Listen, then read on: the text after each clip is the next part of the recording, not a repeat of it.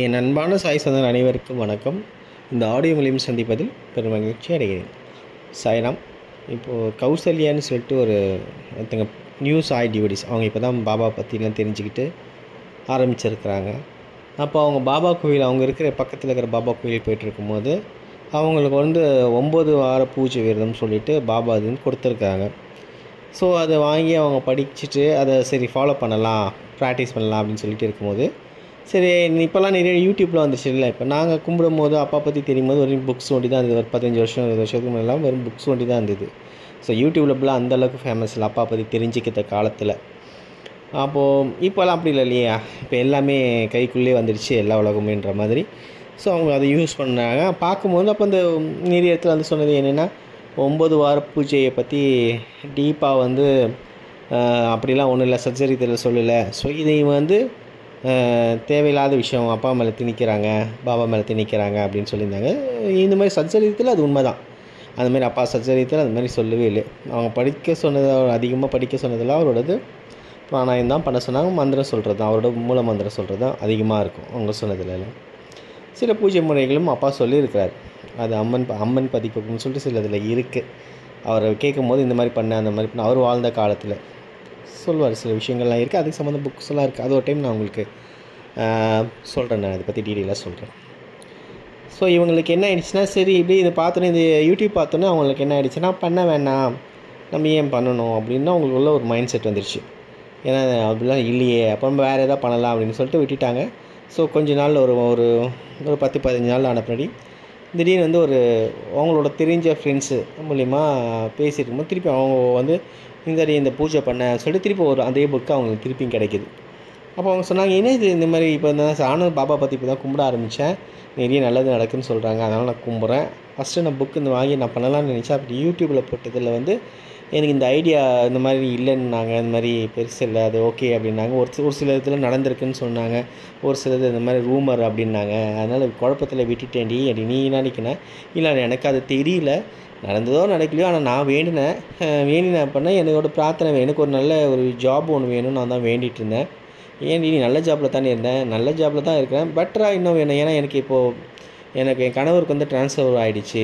So அவர் தூரமாக போயிட்டார். So அவர் வேலையை முடிச்சு வரதுக்கு ரொம்ப இதுவாக இருந்தது. ஸோ அந்த ஏரியா பேஸ் பண்ணி எனக்கு இருக்கணும்னு நான் வேண்டினேன். எனக்கு அது எதிர்பார்த்த மாதிரி எனக்கு கிடச்சிருச்சு. அது எனக்கு ஒரு சந்தோஷம்.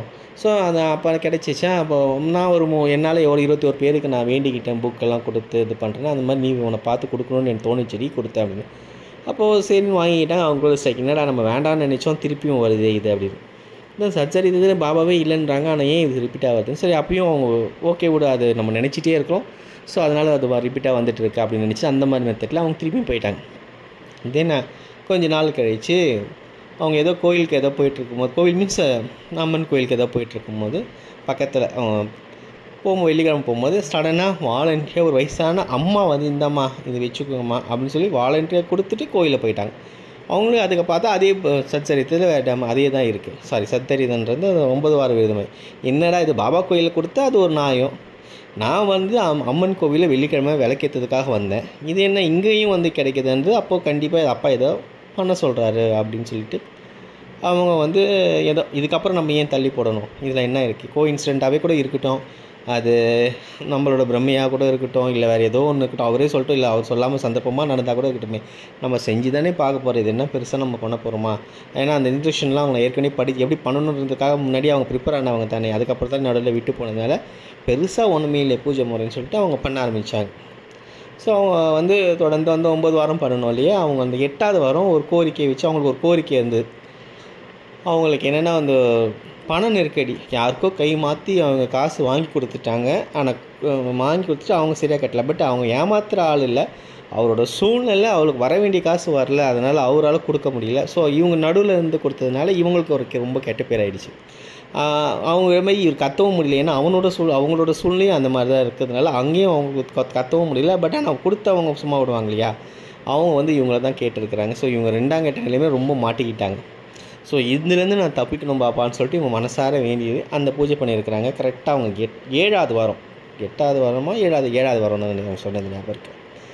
எனக்கு 7ஆவது வாரமே சாயரம் நான் எதிர்பார்க்கவே இல்லை. காலையில் அந்த பூஜையை முடிச்சுட்டு நான் 7ஆவது வாரம் முடிச்சுட்டு நான் பிரசாதத்தை எடுத்துகிட்டு நான் கொஞ்சம் கொடுக்கலாம் அப்படின்னு சொல்லிட்டு நான் திரும்புகிறேன். காலிங் பெல் அடிச்சுது. ஓப்பன் பண்ணி பார்த்தா அந்த அவருக்கு வந்து காசு கொடுத்தாரு. நான் எதிர்பார்க்கவே இல்லை, துளிக்கூட எதிர்பார்க்கவே இல்லை.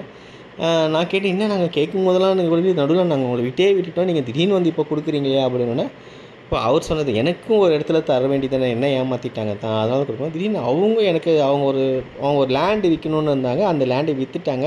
அதனால் அந்த செட்டில்மெண்ட் எனக்கு கொடுத்தாங்க. அந்த காசு நான் உங்களுக்கு கொடுத்துட்டேன், மற்றபடி என்னை மன்னிச்சிடுங்க, உங்களோட சிரமத்துக்கு என்னை மன்னிச்சிடுங்க அப்படின்னு சொல்லிட்டு ரொம்ப ரிக்வெஸ்ட்டாக பண்ணார். எனக்கு ரொம்ப சந்தோஷம். நான் அவருக்கு உடனே இந்த பிரசாதத்தை கொடுத்துட்டு நான் இந்த புக்கு கொடுத்து, எங்கிட்ட இருந்த ஒரு புக்கு இது கொடுத்து, ஏதாச்சும் இருந்தாலும் பண்ணுங்கள், நான் நடந்ததெல்லாம் அவர்கிட்ட சொன்னேன்.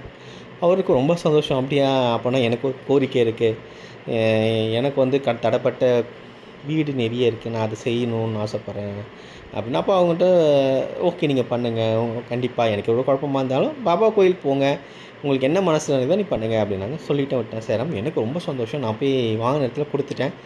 நான் வந்து இப்போ தான் இன்றைக்கி நான் தான் பூஜை முறை போன வாரம் தான் முடித்தேன், 9வது வாரம்.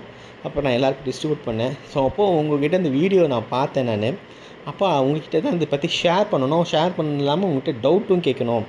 இது என்ன விஷயம்னு எனக்கு நீங்கள் தெளிவாக சொல்லுங்கள் சாய்ராம். இல்லைன்றாங்க, நீங்கள் சொல்லுங்கள் அப்பாவுக்கு அப்படின் போது கேட்கும்போது நான் சொல்கிறது என்னென்னா, அப்பா மேலே அதீதமான கான்சன்ட்ரேஷன் வைக்கணும், அப்பா மேலே நினைப்பாக இருக்கணும். அப்பா இதை தான் பூஜை செய்யுங்க, எனக்கு நீங்கள் இப்படி தான் வழிபாடு பண்ணுங்கன்னு அப்பா சொல்லி ஒரு வரையறையே வைக்கலை.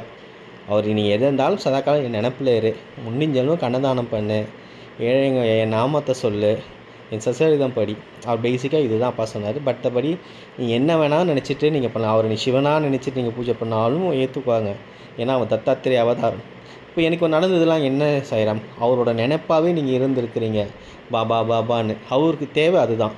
நீங்கள் செய்கிற அந்த 9 வார பூஜைன்றது ஒரு கட்டத்திலும் நீங்கள் என்னென்னலாம் பண்ணீங்க அப்படின்னு கேட்டேன். சாய்ராம் அது 9 வாரத்துக்கு தான் பண்ணேன், ஆனால் நான் அப்படிலாம் இல்லை, நான் சதா காலமும் அவரோட நாமத்தை உச்சரிக்க ஆரம்பித்தேன், அவரோட நாமத்தை நான் எழுத ஆரம்பித்தேன்.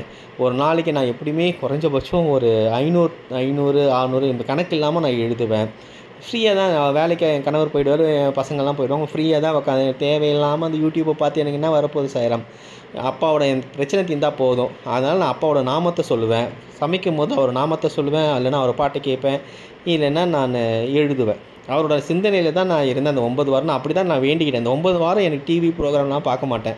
சதா காலம் நான் உன்னுடைய நினப்பில் தூங்கும் போதுலேருந்து முழிக்கும் போது வரைக்கும் நாம தான் உன்னை பேஸ் பண்ணி தான் இருப்பேன்னு நான் ஒரு வைராக்கியை எடுத்துக்கிட்டேன் சாய்ராமனை. அப்போ நான் சொன்னது அதுதான். நான் எனக்கு ஏன்னா இவங்க இவ்வளோ தூரம் டக்குன்னு இவங்களுக்கு இவ்வளோ சீக்கிரம் கிடைக்குதுன்னா, அப்போ அவர் இவ்வளோ பிரார்த்தனை, அவர் மகிழ்ந்திருக்கிறாரு இவங்க மேலே, அப்போ இவங்க கரெக்டாக ஏதோ பண்ணியிருக்கிறாங்கன்னு எனக்கு தோணுச்சு. ஸோ அப்போ அந்த மாதிரி கேட்கும்போது அவங்க இது சொல்லும்போது இதுதான் சாய்ராம், இது வந்து 9 வாரம் பூஜையோ அதெல்லாம் இல்லை, அவங்களோட நினைப்பெல்லாம் அவர் மேலே இருந்தது. சதாகாலமாக அவரை நினச்சிட்டே இருந்தேன். அந்த சதாகாலமாக அவர் முன்னாடி நினச்சாலே அவர் எல்லா திசையும் அவன் எந்த ஒரு பக்தர் அவரை நினைப்பா சதாகாலமாக இருக்கோ அவரை சுற்றி அவரே சொல்லுது, அவரை சுற்றி நான் 4 பக்கமும் நான் நிற்பேன், அவங்க நினைக்கிறதெல்லாம் நான் செய்வேன்னு சொல்லியிருக்காரு. உண்மையான அன்போடு அவர் செய்யும் போது, ஏன்னா அவங்க வந்து சுயநலமாகவும் இல்லை, மற்றவங்களுக்காக ஹெல்ப் பண்ணியிருக்கிறாங்க. ஸோ அது ஒரு சுயநலம். ஏன்னா நம்ம அப்பா வந்து எப்போவுமே இதாக நினைப்பார், மற்றவங்களுக்கு வாங்கி கொடுக்கறது, தர்மம் பண்ணுறது, பிறருக்கு உதவுறது வந்து அப்பாவுக்கு ரொம்ப பிடிக்கும். அப்போ இவர் மற்றவங்களுக்கு தான் உதவி இருக்காங்க, அப்போ அப்பாவுக்கு இவங்களுக்கு பிடிச்ச ஒரு பர்சன், அது ஒன்று. 2வது விஷயம், சதாகாலமும் இவங்க நினைப்பவே இருந்திருக்கிறாங்க. இது போதுமே, வேறு என்ன இதில் இருக்குது? நான் சொல்கிறது இந்த 9 வார பூஜையோ இல்லை வேறு என்னென்ன பூஜையோ இருந்தாலும் சரி, அவரோட நினப்பில் அவர் இருக்கும்போது நம்ம வேலை செஞ்சிடும், செய்யாமல் இருக்கும்போது அந்த நினப்பில் நம்ம இருக்கும்போது அவர் நினைப்பு பொழுதுபோக்கு இல்லாமல் அவர் லெவலில் இருந்தால் நம்ம என்னென்ன நினைக்கிறோமோ அத்தனையும் நடக்கும். இதுதான் அது விஷயம். சாய்ராம், இந்த மாதிரி உங்களுக்கு ஏதோ ஒரு டவுட் இருந்தால் எனக்கு கேளுங்க. வாட்ஸ்அப் நம்பருக்கு வாய்ஸ் மெசேஜ் அனுப்புங்க, இல்லைன்னு டைப் பண்ணி அனுப்புங்க. எதாக இருந்தாலும் சரி உங்கள் டவுட்டை நான் கிளியர் பண்ணுறேன். ஜெய் சாய்ராம். அடுத்த ஆடியோவில் சந்திப்போம்.